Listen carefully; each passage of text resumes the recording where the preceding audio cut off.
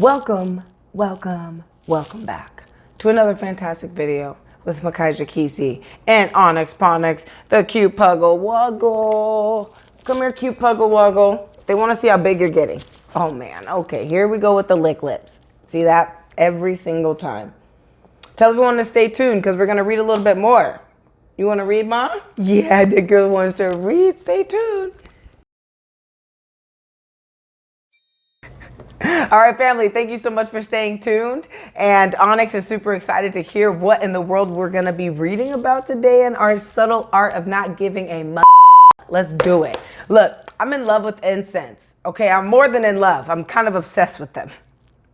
I don't really care what they smell like. I just love the incense burning. So if you do see a little bit of smoke, just know that that's what it is. I'm not over here chiefing right now. I might be later, but not right this second. So let's read our book. Look, we have a feedback loop from hell. Okay. If you remember, the last thing we left off with in the first chapter titled Don't Try. Remember that? It was titled Don't Try. We talked about Mr. Bukowski, Charles, how he basically was a deadbeat for most of his life and then ended up having someone fall in love with this guy's work. And he sold over 1 million copies of his work.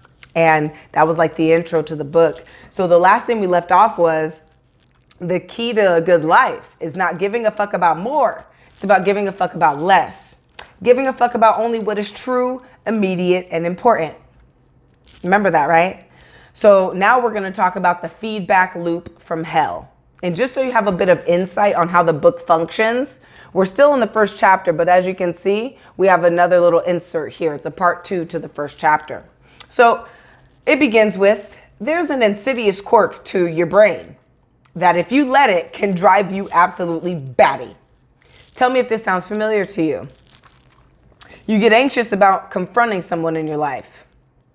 That anxiety cripples you and you start wondering why you're so anxious. Now you're becoming anxious about being anxious. Oh no, doubly anxious. Now you're anxious about your anxiety, which is causing more anxiety. Quick, where's the whiskey, baby? Hence why we're no longer alcoholics. Or let's say you have an anger problem. You get pissed off at the stupidest, most inane stuff, and you have no idea why. And the fact that you get pissed off so easily starts to piss you off even more. And then in your petty rage, you realize that being angry all the time makes you shallow and really a mean person. And you hate this. You hate it so much that you get angry at yourself. Now look at you. You're angry at your angry self, getting angry about being angry. Fuck you all. Here, have a fist. Oh, or you're so worried about doing the right thing all the time that you become worried about how much you're worrying. Or you feel guilty for every mistake that you begin to feel guilty about how guilty you're feeling. Or you get sad and alone. So often that makes you feel even more sad and alone just thinking about it. Welcome to the feedback loop from hell. Chances are you've engaged in it more than a few times. Maybe you're engaging in it right now. Quote, God, I do the feedback loop all the time. I'm such a loser for doing it. I should stop. Oh my God, I feel like such a loser for calling myself a loser. I should stop calling myself a loser. Ah, fuck, I'm doing it again. See, I'm a loser. Ah, end quote. Calm down, amigo. Believe it or not, this is part of the beauty of being human. Very few animals on Earth have the ability to think cognate thoughts to begin with. But we humans have the luxury of being able to have thoughts about our thoughts. So I can think about watching Miley Cyrus videos on YouTube and then immediately think about what a sicko I am for wanting to watch Miley Cyrus videos on YouTube. Ah, the miracle of consciousness. Now here's the problem. Our society today, through the wonders of consumer culture and hey, look, my life is cooler than yours, social media, has bred a whole generation of people who believe that having these negative experiences, anxiety, fear, and guilt, etc., is totally not okay. I mean, if you look at your Facebook feed, everybody there is having a fucking grand old time. Look, 8 people got married this week and some 16-year-old on TV got a fucking Ferrari for her birthday.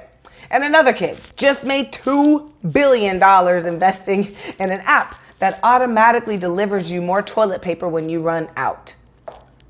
Meanwhile, you're stuck at home flossing your cat. And you can't help but think your life sucks even more than you thought. The feedback loop from hell has become a borderline epidemic, making many of us overly stressed, overly neurotic, and overly self-loathing. Back in Grandpa's day, he would feel like shit and think to himself, gee whiz, I sure do feel like a cow turd today, but hey, I guess that's just life. Back to shoveling hay. But now, if you feel like shit for even 5 minutes, you're bombarded with 350 fucking images of people totally happy and having amazing fucking lives. And it's impossible to not feel like there's something wrong with you.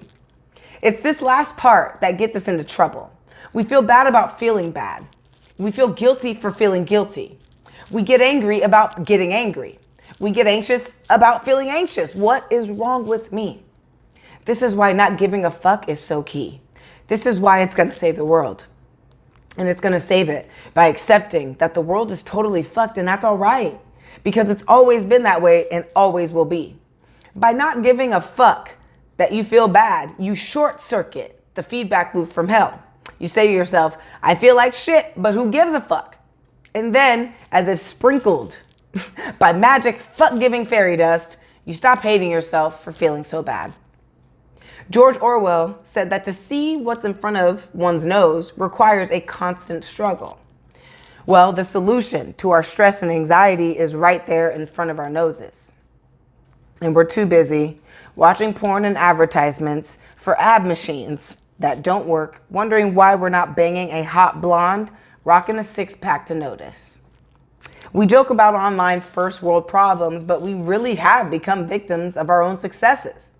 Stress-related health issues, anxiety disorders, and cases of depression have skyrocketed over the past 30 years. And this is despite the fact that everyone has a flat screen TV and can have their groceries delivered. Our crisis is seriously no longer material. It's existential. It's spiritual. We have so much fucking stuff and so many opportunities that we don't know what to give a fuck about anymore. Because there's an infinite amount of things that we can now see or know. There are also an infinite number of ways that we can discover that we don't measure up, that we're not good enough, and that things aren't as great as they could be. And this is what rips us apart inside. Because here's the thing. Because here's the thing that's wrong with all of the how to be happy shit that's been shared 8 million times on Facebook in the past few years. Here's what nobody realizes about this crap. And it's in bold, okay? The desire for more positive experiences in itself is a negative experience. And paradoxically, the acceptance of one's negative experiences is itself a positive experience. You can rewind that if you want to hear it again. This is a total mindfuck. So I'll give you a minute to unpretzel your brain and maybe read that again. He's going to do it for us. Wanting a positive experience is a negative experience. Accepting a negative experience is a positive experience. It's actually what the philosopher Alan Watts, I suggest you look him up, what the philosopher Alan Watts used to refer to this as the backwards law. The idea that the more you pursue feeling better all the time, the less satisfied you become. As pursuing something only reinforces the fact that you lack it in the first place. The more desperately that you want to be rich, the more poor and unworthy you feel, regardless of how much money you actually make. The more you desperately want to be sexy and desired, the uglier that you come to see yourself, regardless of your actual physical appearance. Sip my tea. The more you desperately want to be happy and loved, the lonelier and more afraid you become, regardless of those who surround you. The more you want to be spiritually enlightened, the more self-centered and shallow you become in trying to get there. It's like this one time I tripped on acid, and it felt like the more I walked toward a house, the farther away the house got from me. And yes, I just used my LSD hallucinations to make a philosophical point about happiness. No fucks given. As the existential philosopher Albert Camus said, I'm pretty sure he wasn't on LSD at this time. You will never be happy if you continue to search for what happiness consists of. You will never live if you're looking for the meaning of life. Or put more simply, don't try. The fuck is in this tea, right? I just sipped this tea and now I'm messing my words up. It's chamomile, but it's what time in the afternoon? It's like 1 p.m. I shouldn't be drinking chamomile this early in the afternoon, right? All right, or put more simply, don't try. Now, I know what you're saying. Mark, this is making my nipples all hard, but what about the Camaro I've been saving up for? What about the beach body I've been starving myself for? After all, I paid a shit ton of money for that ab machine. What about the big house on the lake I've been dreaming of? If I stop giving a fuck about those things, well, then I'll never achieve anything. I don't want that to happen, do I? So glad you asked.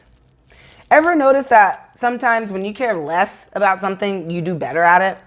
Notice how it's often the person who's least invested in the success of something that actually ends up achieving it?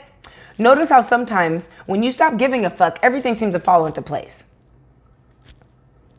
What's with that? What's interesting about the backwards law is that it's called backwards for a reason. Not giving a fuck works in reverse. If pursuing the positive is a negative, then pursuing the negative generates the positive. The pain you pursue in the gym results in better all-around health and energy. The failures in business are what lead you to a better understanding of what's necessary to be successful. Being open with your insecurities paradoxically makes you more confident and charismatic around others.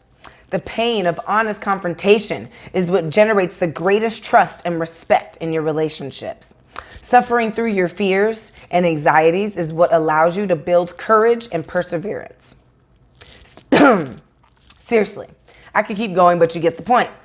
Everything worthwhile in life is won through surmounting the associated negative experience. Any attempt to escape the negative, to push, avoid it, or quash it, or silence it only backfires. How many of us have lived through that? All right, hand raised up high, I have. The avoidance of suffering is a form of suffering. The avoidance of struggle is a struggle. The denial of failure is a failure. Hiding what is shameful is a form of shame. The pain is an inextricable thread in the fabric of life, and to tear it out is not only impossible, but destructive. Attempting to tear it out unravels everything else with it. To try to avoid pain is to give too many fucks about pain. In contrast, if you're able to not give a fuck about the pain, you become unstoppable. And I'll stop it here. This was a really good reading, wasn't it? Comment below with your thoughts on that. I want to hear what you have to say. I'm not going to say anything else. I just want to know. If you like what I'm doing right now, let me know personally. You can comment, message me, whatever you want to do. I'm always open to new ideas and new things. But good Lord, this is why this is my third time reading this book. Every time I read it, I get something new out of it. And you will too. It's like my little baby Bible, you know? It really teaches me a lot. And I've suffered through those forms of suffering, of not wanting to suffer, not wanting the pain. It was all painful. I hope you took something really great away from this. Many blessings. Namaste. See you on the next video.